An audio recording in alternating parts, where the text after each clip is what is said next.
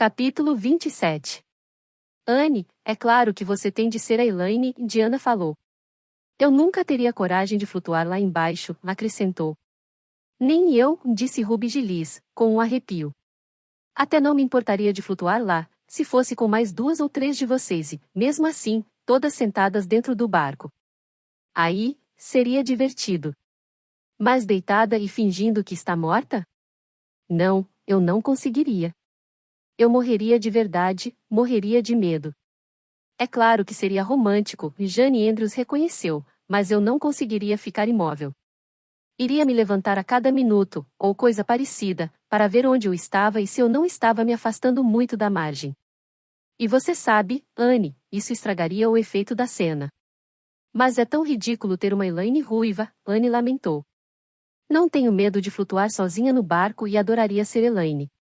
Porém, apesar disso, seria ridículo. Ruby deveria ser Elaine, porque ela é bonita e tem um cabelo louro e longo tão adorável. Elaine tinha todo o seu cabelo brilhante flutuando, ora, vocês sabem. Além disso, Elaine era a donzela dos lírios, uma pessoa ruiva não pode ser uma donzela dos lírios. Você é tão bonita quanto a Ruby, Diana afirmou, séria, e seu cabelo agora é muito mais escuro do que antes de ser cortado. Oh, você acha mesmo? Anne exclamou, visivelmente ruborizada pelo contentamento. Cheguei algumas vezes a pensar que era só minha imaginação, mas eu nunca ousaria perguntar a alguém, por medo de ouvir que ele não está mais escuro do que antes. Diana, você acha que agora podemos dizer que ele é castanho avermelhado? Sim, e acho também que ele está muito bonito, disse Diana, olhando com admiração para os cachos curtos e sedosos que se aglomeravam sobre a cabeça de Anne, mantidos no lugar por uma elegante fita preta de veludo, com um delicado laço. As meninas estavam em uma parte elevada da margem do lago, abaixo de Orchard Slope. A partir daquele ponto, se estendia uma pequena faixa de terra cercada por bétulas e em cuja extremidade tinha sido construída, para beneficiar pescadores e caçadores de patos, uma plataforma que avançava sobre o lago. Ruby e Jane estavam passando a tarde de verão com Diana, e Anne tinha vindo brincar com elas. Naquele verão, Anne e Diana haviam permanecido perto do lago durante a maior parte de seu tempo livre. O retiro silvestre já era coisa do passado desde a última primavera, quando o Sr. Bell cortou cruelmente o círculo de árvores que mantinha em seu pasto. Anne havia sentado entre os tocos e chorado, não sem valorizar o lado romântico da situação, claro. Contudo, ficou logo consolada, pois, afinal de contas, e como ela e Diana tinham concluído, mocinhas de 13, quase 14 anos estavam muito velhas para passatempos tão infantis como brincar de casinha, e havia diversões mais fascinantes ao redor do lago. Era esplêndido pescar truta sobre a ponte, e, além disso, as duas tinham aprendido a remar no pequeno bote de fundo chato que o Sr. Bell usava para caçar patos. A ideia de dramatizar Lancelot e Elaine, do poeta inglês Alfred Tennyson, tinha sido de Anne. As meninas haviam estudado esse poema na escola, no inverno anterior, por determinação do superintendente de educação, válida para a disciplina de língua inglesa em todas as escolas de Prince Edward Island. Elas tinham analisado palavra por palavra, dividido os versos em partes gramaticais e identificado a relação entre essas partes, de modo que era de estranhar que ainda restasse algum significado no poema para elas. Entretanto, pelo menos a encantadora donzela dos lírios, Lancelot, Guinevere e o rei Arthur haviam se tornado pessoas tão reais que Anne tinha sido atormentada por um pesar secreto de não ter nascido na cidade medieval de Camelot. Para ela, aquela época tinha sido muito mais romântica do que o presente. A sugestão de Anne foi recebida com entusiasmo. As meninas tinham descoberto que, se o bote fosse empurrado do cais, ele seguiria com a corrente, passaria debaixo da ponte, e finalmente encalharia em uma outra faixa de terra mais adiante, que formava uma curva na margem do lago. Já tinham feito esse percurso várias vezes, e nenhum outro poderia ser mais conveniente para a dramatização de Elaine. Está bem, serei Elaine, disse Anne, ainda relutante, pois, embora sabendo que ficaria muito satisfeita por representar a personagem principal, seu senso artístico exigia uma adequação para o papel que ela sentia que, por causa de suas limitações, não possuía. Ruby, você tem de ser o rei Arthur, Jane vai ser Guinevere, e Diana deve ser Lancelot. Porém, antes, vocês têm de ser os irmãos e o pai. Não vai ser possível termos o velho e mudo criado, porque não há espaço para 2 pessoas no bote quando uma delas está deitada. É preciso forrar todo o chão do barco com seda negra, acho que aquele velho chale preto de sua mãe seria simplesmente perfeito, Diana. Depois que o chale foi buscado, Anne o estendeu sobre o fundo do barco e se deitou em cima dele, com os olhos fechados e as mãos cruzadas sobre o peito. Oh, ela realmente parece morta, sussurrou Ruby Gillis nervosamente, observando o pequeno rosto branco e imóvel sob as sombras oscilantes das bétulas. Isso me deixa com medo, meninas. Vocês acham que é realmente certo agir assim? A senhora Lynde diz que toda representação é abominavelmente má. Ruby, você não deve falar sobre a senhora Lynde agora, Anne censurou severamente a amiga. Isso estraga o efeito, porque o drama acontece centenas de anos antes de ela ter nascido. Jane, cuide de tudo. É uma tolice Elaine ficar falando, quando ela deveria estar morta. Jane agiu melhor do que era esperado. Não havia nenhuma mortalha com fios de ouro, mas uma velha cobertura de piano, de crepe japonês amarelo, foi um excelente substituto. Também não foi possível conseguir um lírio branco naquele exato momento, mas o efeito de uma bela íris azul colocada em uma das mãos juntas de Anne foi tudo o que poderia ser desejado. Agora ela está pronta, Jane falou. Chegou a hora de beijarmos sua testa tranquila. Diana, você diz, irmã, adeus para sempre. Ruby, sua fala é, adeus, minha doce irmã. Vocês duas devem se despedir dela da maneira mais dolorosa que puderem. Anne, pelo amor de Deus, abra um pequeno sorriso. Você sabe que Elaine jazia como se estivesse sorrindo. Ah, assim está melhor.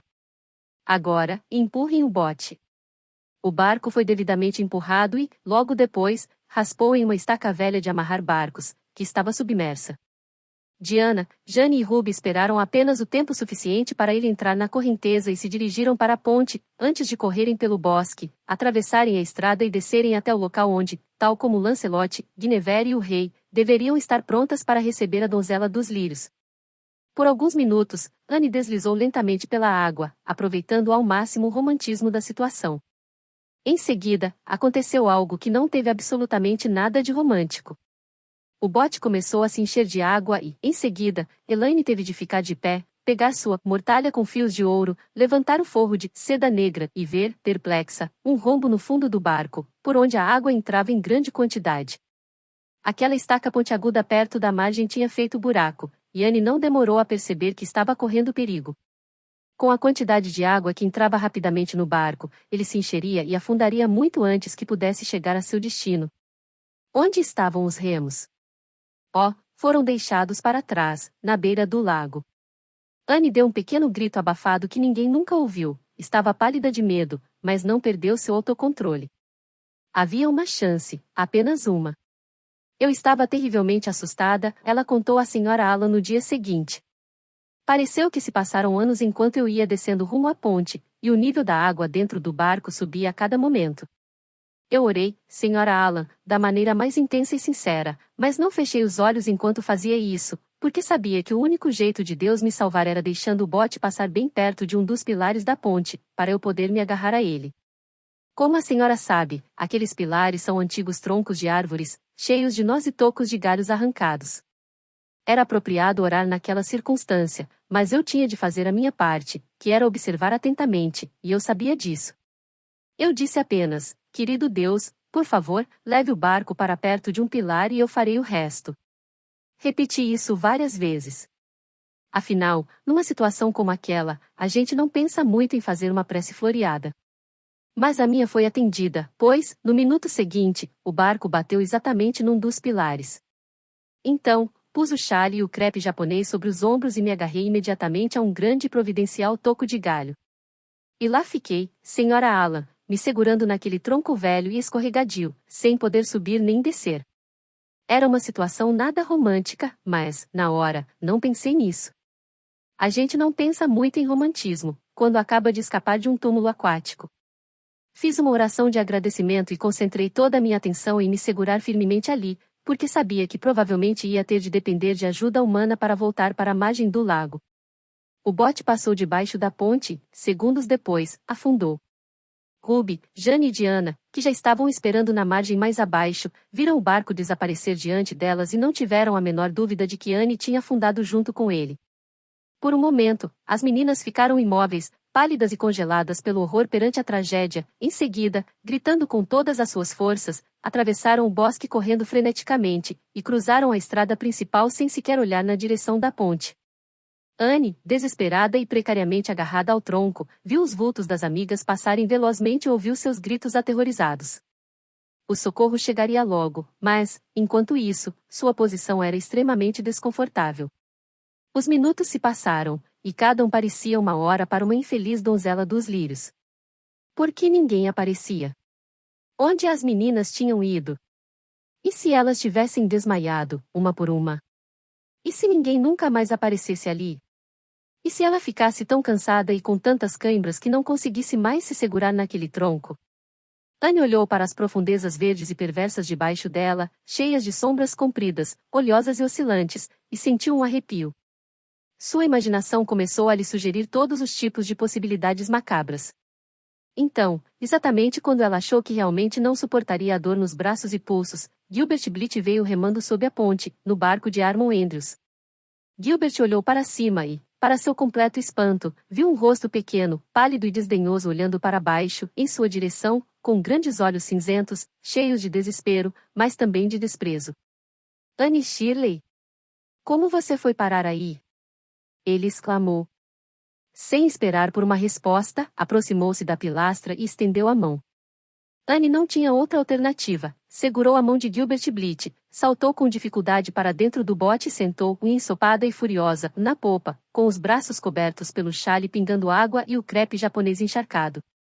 Com certeza, era extremamente difícil demonstrar dignidade em circunstâncias como aquelas. Aproximou-se da pilastra e estendeu a mão. O que aconteceu, Anne?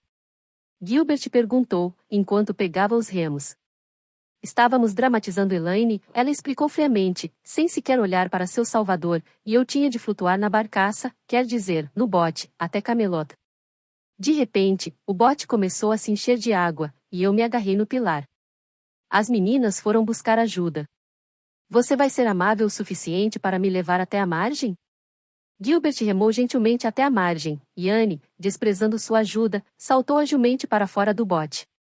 Estou muito grata a você, ela falou arrogantemente, enquanto lhe virava as costas. Entretanto, Gilbert também já tinha saído e, no mesmo instante, pôs a mão no braço de Anne, de modo a detê-la. Anne, ele disse apressadamente, ouça. Não podemos ser bons amigos? Estou terrivelmente arrependido de ter zombado de seu cabelo naquela ocasião. Não tive a intenção de chatear você, era só uma brincadeira. Além disso, já faz tanto tempo. E acho que seu cabelo está muito bonito agora. Acho mesmo, honestamente. Vamos ser amigos? Por um momento, Anne hesitou.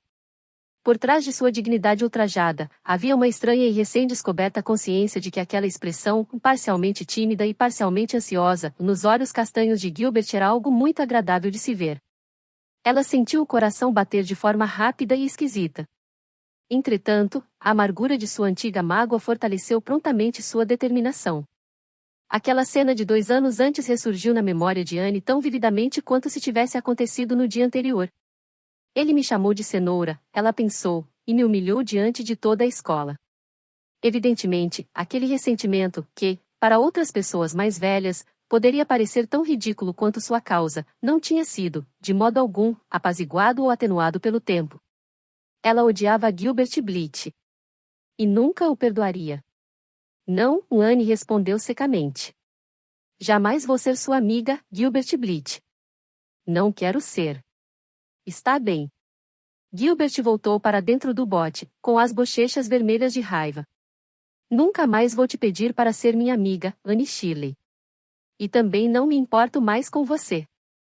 Ele se afastou, com remadas rápidas e desafiadoras, e Anne seguiu o pequeno caminho íngreme e cheio de samambaias sob os bordos. Manteve a cabeça bem erguida, mas estava ciente de um inusitado sentimento de pesar, e quase desejou ter respondido a Gilbert de uma maneira diferente. Era verdade que tinha sido horrivelmente ofendida por ele, mas, ainda assim. Então, Anne pensou que seria um alívio sentar e chorar por um bom tempo. Estava realmente debilitada, pois as consequências do medo que havia sentido e da força que tinha feito para se segurar no pilar da ponte tinham começado a atormentá-la. No meio do caminho, a menina se deparou com Jane e Diana correndo de volta para o lago, em um frenesi bem próximo da loucura total.